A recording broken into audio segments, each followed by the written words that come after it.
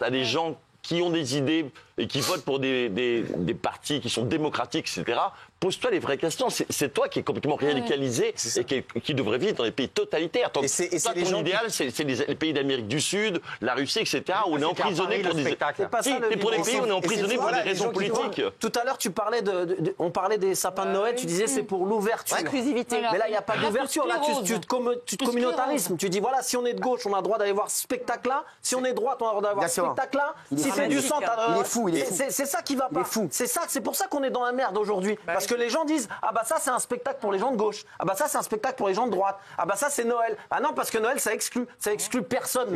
Noël ça exclut personne. Je suis désolé. Je suis fou de voir que secondaire dans le lycée public, service public. C'est fou de voir que il y avait un sectarisme exactement pareil. Je trouve ça incroyable de voir que les gens, ce sont ceux qui sont censés prôner le plus le vivre ensemble, qui sont les plus intolérants en réalité.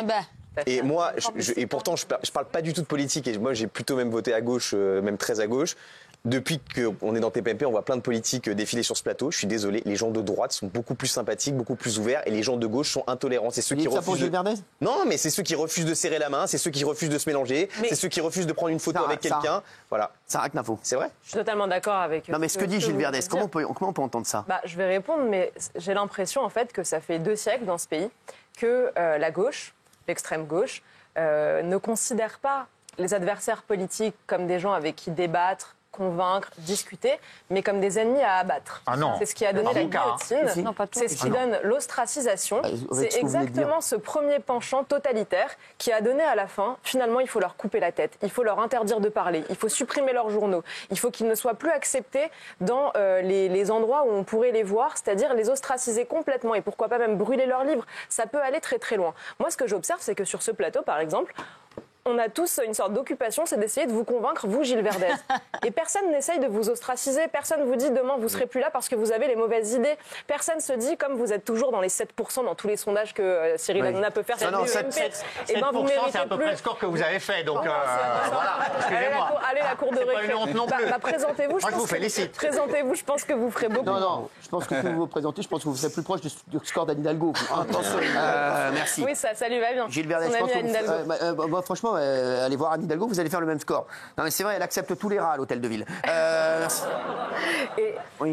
Et donc pour finir, nous, on s'amuse tous à tenter de vous convaincre parce que finalement, les gens qui sont soit du bon sens, soit de la droite, je qualifie pas du tout ce plateau de gens de droite, mais ce qu'on aime, c'est le débat, essayer de convaincre, ramener à nous des gens qui pensent pas comme nous. Moi, c'est ce que j'essaye de faire. J'essaye toujours d'être mesurée, d'essayer de convaincre des gens, de leur dire, voilà, si vous pensez pas aujourd'hui comme moi, c'est pas du tout que vous êtes mon ennemi. C'est juste que vous n'êtes pas encore convaincu qu'il faut vous apporter des arguments.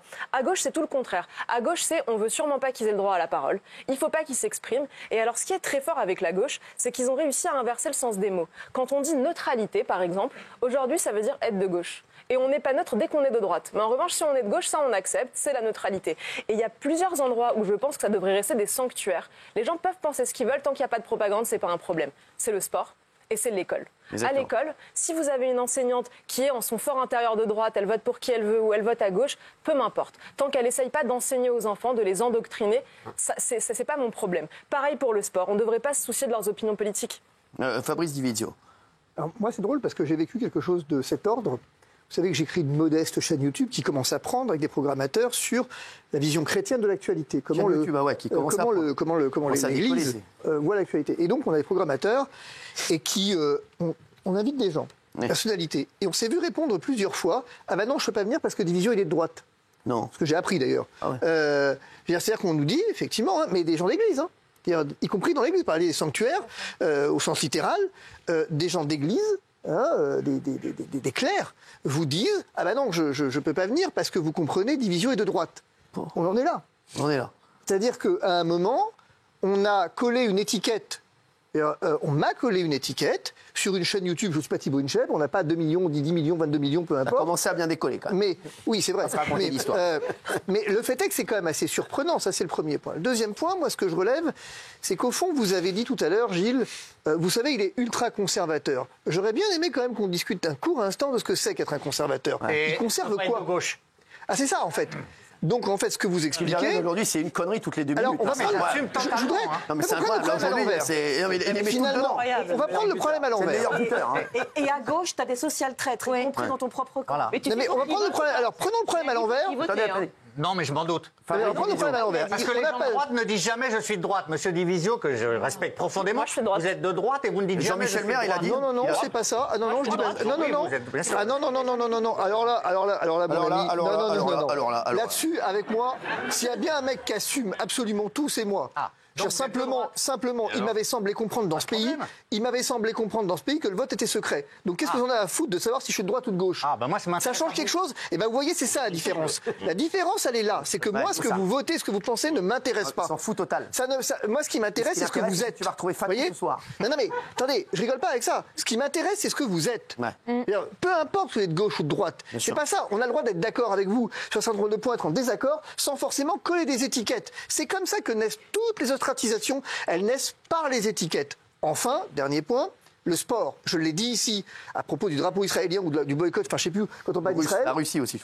J'avais dit, touchez pas au sport. C'est le sport et la solution. J'ai dit le sport et c'est la solution, pas le problème. Dégagez le sport de toute influence politique et laissez les gamins rêver avec le sport. Le sport, c'est le lieu par excellence où on respecte l'autre dans sa différence. Et pour avoir fait du sport à très haut niveau, c'est le lieu où la question de la gauche, la droite, du petit, des grands... Équitation. Vous n'avez pas fait les Jeux Olympiques non plus. Il a fait de l'équitation. Je vous rassure... Calme-toi, calme-toi. J'ai vu encore la semaine dernière en voie de Vincennes monter tempête, je peux te dire que tu as... Je vais vous répondre là-dessus. quelqu'un. Je vous rassure, s'agissant des Jeux Olympiques, vous n'êtes pas prêt de les faire non plus. Donc là-dessus, vous voyez qu'on peut être d'accord. Si, il peut faire les Jeux Olympiques de la connerie ici. C'est ça. N'empêche que si vous voulez... Il aurait des médailles, là. Mais en fait, ça témoigne aussi d'un dernier point. Le Léon Marchand, là. Ce que ça témoigne, c'est en fait d'une distanciation entre la France d'un côté et quelques élites de l'autre. Et je rappelle qu'un trait égale danger. C'est ça. Deux traits égale sécurité. En fait, tout ça, c'est rien. Tous ces mecs, c'est rien, quoi. Qui Verdez. Bah non, mais oui, Gilles Verdez aussi, d'accord. Mais indépendamment. Non, moi. Hein? Pourquoi je fais rien? Parce que c'est vrai. Moi, je vous respecte. Hein. Oui, ça se voit. Je vais dire un mot juste sur ça. Finalement, on se rend compte que dans la démocratie, ça a de moins en moins d'impact, qui sont plus du tout une forme d'autorité morale que les gens respectent. Ça n'est plus le mainstream. C'est ça. Quand on voit la victoire de Donald Trump, il a gagné contre tout Hollywood, contre tous les rappeurs, contre tous les acteurs, contre toutes les stars de télé. Exactement. Et finalement, le peuple s'est dit, c'est plutôt lui qui est de notre côté que les stars du cinéma qui viennent pour aller dans ce sens-là, alors qu'ils gagnent des millions de dollars tous les ans et qui viennent nous apprendre que nous, on est des méchants. Et regardez, pour abonder dans ce sens-là, juste là-dessus, le sondage qui est paru aujourd'hui, là. Le sondage qui est paru aujourd'hui, qui donne quand même le RN vainqueur, va premier tour 37-38%, je sais plus, alors qu'on passe son temps à ostraciser le RN. Donc on voit bien qu'il y a d'un côté la France. C'est pas la bonne solution. Il y a la France qui pense et la France qui parle, et c'est rarement les deux, c'est rarement les mêmes. La France qui pense, la France qui parle. Il est en record saison, Gilles Verdez.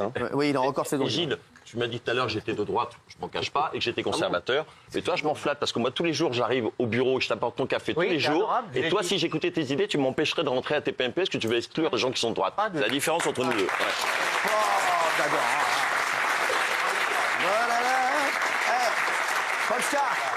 Pascal, j'aimerais bien avoir ton avis avant qu'on accueille Big Laoui. Alors déjà, je suis d'accord avec Raymond, je trouve ça super hypocrite de dégager Thibault et pas de dégager le public qui pourrait être de droite. Bien sûr. Et ensuite, je trouve ça trop bizarre de politiser Thibault dans le sens où ils ont dit s'il serait venu, ils vont que parler de gauche-droite, oui, s'il était venu.